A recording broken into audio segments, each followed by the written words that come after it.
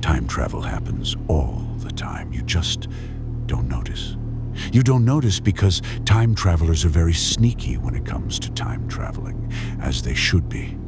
Time traveling is very tricky business because it can cause all sorts of mishaps. Ever heard of the butterfly effect? Yeah.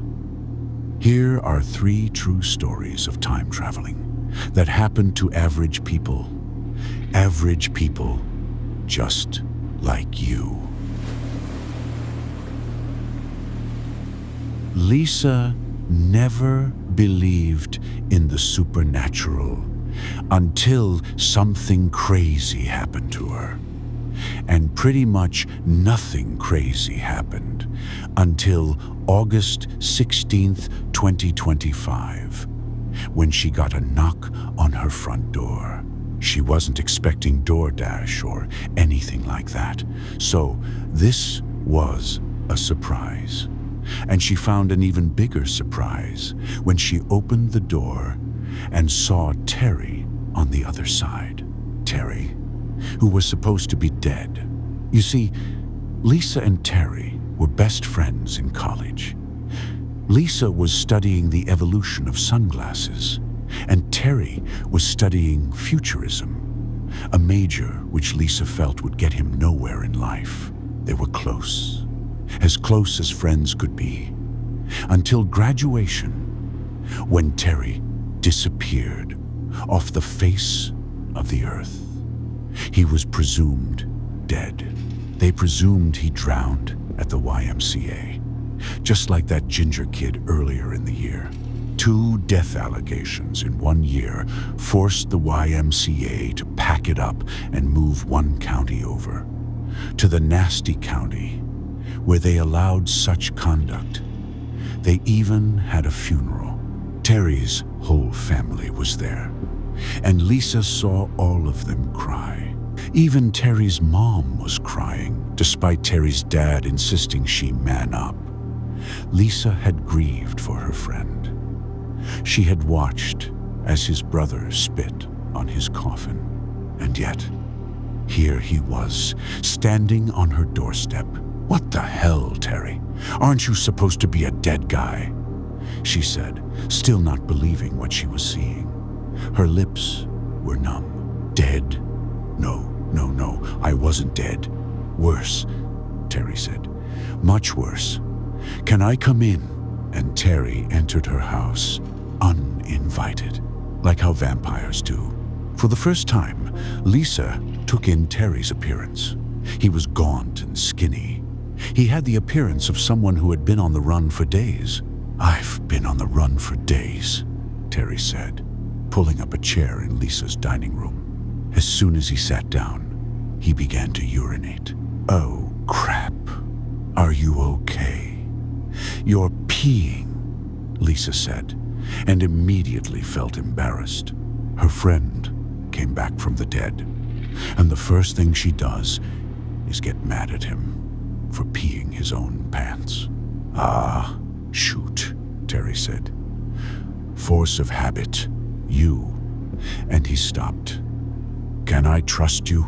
"Of course," Lisa said, unsure if that was the correct answer. "I wasn't dead. I was in the future," Terry said. Lisa was sure something was wrong with him now. Terry had studied futurism in school. Of course, he didn't go to the future. Nobody goes to the future, except robots.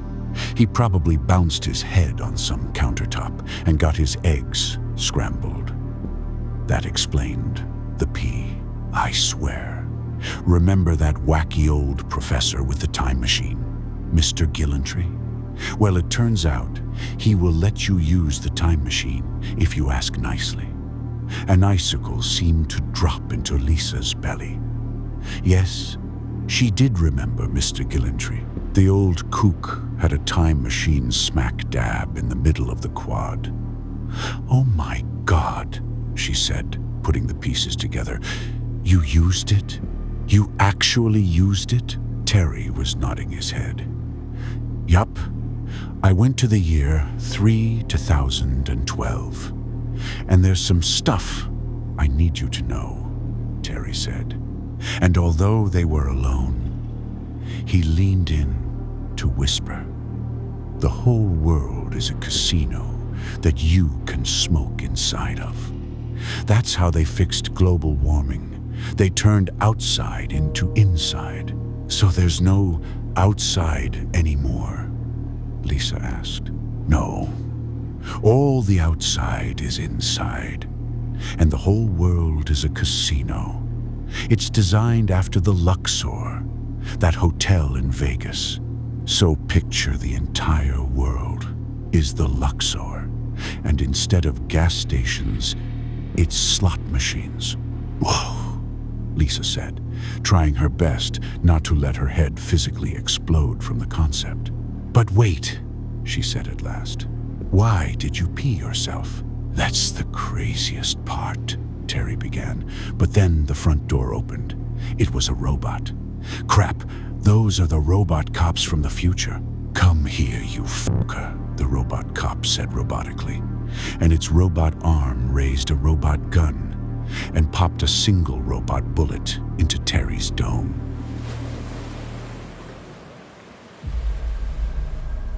I hate all these weird people at the airport, Jeremy thought to himself. Airport security could be such a useless job at times. It was 1982, so he didn't have an iPhone to go on, and there was certainly no such thing as TikTok. China wouldn't invent that. For another couple decades, good riddance. But bad riddance, because Jeremy was bored. He gazed at the random Joes shuffling about the airport. A businessman headed to Dallas, a family arriving from Milwaukee. And what on earth was that? Jeremy spotted the man from across the terminal, as if he was standing in a spotlight. The man's clothes were rags, literally rags, and caked in what seemed to be manure. That's a terrorist, if I've ever seen one, Jeremy thought to himself, and he waited for the man to approach with an explosive. But that didn't happen. Instead, the man seemed utterly perplexed by the indoor lighting, by the TV screens playing 80s football, by the clothing of the bustling airport pedestrians. This guy's gotta be on dope, Jeremy thought. But what the hey? It was a boring day at the airport. And what was Jeremy's job if not to help someone in need? The man certainly looked lost. And so Jeremy made a decision. He would approach the lost man. Sir, are you lost? Jeremy asked once he approached. Where am I? The man said in a thick accent. It was not an accent Jeremy ever heard before. It sounded like some tangled variation of Scottish and German. Sir, you're at the Sacramento airport. Do we need to detain you? Jeremy asked. He could smell the man now, and it was an unpleasant smell, like the dangling sack of a goat. Yeah, this guy's definitely on dope, Jeremy thought. I need to speak to the king, the man pleaded. Oh, you'll speak to the king, all right, and his name is my airport boss, Jeremy said, impressed by his own wit. He grabbed the man by the arm and began hauling. He really didn't want to touch him, but he saw no other way to deal with the situation. The strange man was clearly a threat. Jeremy sat him down in the interrogation room. The man was quivering. He kept staring at the overhead light as if he were expecting a demon's face to phase right through the bulb. This was all too much for Jeremy. Dope addict after dope addict. He wasn't sure why he chose airport security as a career path anymore. He would have been much happier pursuing his true passion, gambling, particularly slot machines. He never won big, But that wasn't the point for him. The point was the love of the games. Slot machines were so colorful, with so many numbers and colors on them. It was hypnotizing. He could think about gambling all day. He practically did that already. But he had a job to do right now, and a mysterious man to interrogate and get answers from. "All right, buddy. What's your name?" he asked, putting on his best, tough voice. "Elias, sir, son of Albert." Okay. Where are you from?" "Strathclyde, sir." "Strathclyde? What are you, from the 1300s?" Jeremy asked. He remembered the old kingdom name from history class. The man looked up. "Actually, yes," he said. "I'm from 1356. How did you know?" Jeremy nearly took a shit in his pants right then and there. Everything added up. Raggedy clothes, manure smell, confusion with modern technology. Everything made sense. "Elias, how did you get here?" "Well, I was grooming my donkey, and on the horizon I could see the friar walking the trail to my cottage. I raised my arm to say, 'Aye, friar,' and it must have frightened my donkey, because it kicked me in the head. The world went black then, and when I woke up, I said, 'This must be 1982. This has to be the 80s. Jeremy was floored. Just when he thought his day was boring, here comes a real, true time traveler. If Jeremy was born 40 years later, he would have said it was a bruh moment. "You wait right here. Elias, I'm going to get my boss, and we're going to figure out how to get you home," Jeremy said. And he meant it. It was quite cool to speak to a man from the Middle Ages, but he didn't want the man's family to worry. He gave him a cigarette and exited to track down his boss. But his boss was nowhere to be found. Jeremy checked his office, the bathroom, even the bathhouses, but the boss had disappeared. Strange, but not unusual for the boss. I mean, the guy ran an airport. If the security can get bored, so can the boss. And the boss has the authority to step out for a little nose candy. So Jeremy found a family headed to Boston. Guys, stop what you're doing and come with me to the interrogation room," he sputtered. "There's something very curious in there." The family was suspicious, but they followed. Jeremy could not wait to be famous for discovering a time traveler. He opened the door and found an empty chair. "I swear he was just here," he said, and the family left him to be puzzled alone. Jeremy inspected the room. The cigarette was half-smoked. The seat was warm, and to his surprise, there was a note on the seat. Written in old English font, it read, "I went back." Greg Hunt was an average guy. He worked at McDonald's and Burger King to pay for his gambling. Greg liked to gamble because, well, he got high from it. There was nothing in the world like getting off a long shift at either McDonald's or Burger King and hitting the casino. He would play slots and get all excited when the wheels spun and all those colors flashed. It was like getting high, except he had a chance of winning money from it. He called it getting slot stoned, which basically meant getting stoned from the slot machine. All those colors. After the casino, he would go home to the house he lived in with his mom. Technically, it was his house, because his mom was too old to know left from right.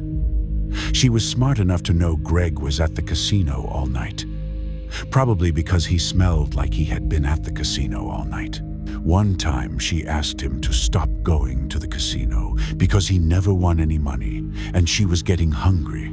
Well, to Greg, that was code for, "Son, please stop having fun because I'm greedy." There was no chance Greg would give up his casino time just for random woman who gave birth to him like 18 years ago. What the hell did his mom know about anything? When he got in the zone, there was no stopping him. The only thing that slowed his roll was when he ran out of his prescription. You see, he was prescribed those pills that make everything interesting. Those pills that allowed him to stay up all night getting slot stoned. 60 milligrams. Getting the prescription was so easy, probably easier than spinning the slot wheel. Just lie about not being able to focus. Then wham, bam, thanks, doctor, Greg had pills of wakefulness. Greg wasn't a fan of blackjack or poker. Those games forced you to interact with other people, and Greg hated talking to staff. He couldn't wait for AI to replace him at McDonald's. Let's be real. Burger King won't be able to afford AI servers anytime soon. Greg knew Burger King like his left hand. That company was going down the toilet, which sucked. Because of the two restaurants, Burger King had more delicious hamburgers. On the night of May 6th, Greg was getting slot stoned in front of Dolphin Flippers. Dolphin Flippers was that slot machine with dolphins on its forehead. The gameplay was unmatched. The colors flew by so fast, and the jingling sound made Greg curl his toes. While true he never won a penny at the casino, he sure felt like a winner every time he plopped down in front of Dolphin Flippers. Jingle, jingle, jingle, the slots spun around and slowed to a halt. No winnings, the text displayed. Above a cartoon dolphin getting poked with a pitchfork. No luck. Oh well. Greg took another 2 of his happy pills. He almost got sleepy for a second there, and that would be no good. He flexed the inside of his stomach to make the pills dissolve faster. But instead, the flexing just made his six-pack more defined. Oh yeah, he was ripped by the way. He checked his bank app. No savings, and just $40 left in checking. A wave of relief washed over him. $40. He was set for the rest of the night. Perhaps Dolphin Flippers was against him that night. Perhaps he should try the Lucky Leprechaun machine. That one had a leprechaun on its forehead. When you won, not that Greg would know, but apparently, when you won, it dispensed actual gold medallions. If Greg got real gold, he could trade them for American currency, either paper or coin, and he would be set to gamble for the rest of the week. And so Greg switched to Lucky Leprechaun. He spun once, twice, 3 times, and boom, nothing, nothing, nothing. Perhaps try for a 4th spin. Suddenly, the casino got quiet. Quieter than usual. Greg had been booted from the popular casino in town, and this one was quite busted, so it was already quiet to begin with. But now, it was silent. Greg spun 16 more times before he could peel his eyes off the colorful screen. And when he looked up, he nearly fell off the stool. He was no longer in a casino. No, this was someplace else. The first thing he noticed was he was definitely outside. The air was humid. He was in some kind of jungle. Just him and the slot machine. Thank God for small favors. And now, There was a sound. Footsteps. Footsteps approaching fast. Whatever this was, it was small and fast, and the pale moonlight soon illuminated a little boy. "What the hell are you doing here, mister?" the boy said. "What date is it?" Greg said. Something was seriously wrong here. "It's December 1st, 2024, the boy said. Greg slapped a palm to his forehead and began to laugh. He had time traveled to 1 year in the past. What a relief. Thanks for watching the video.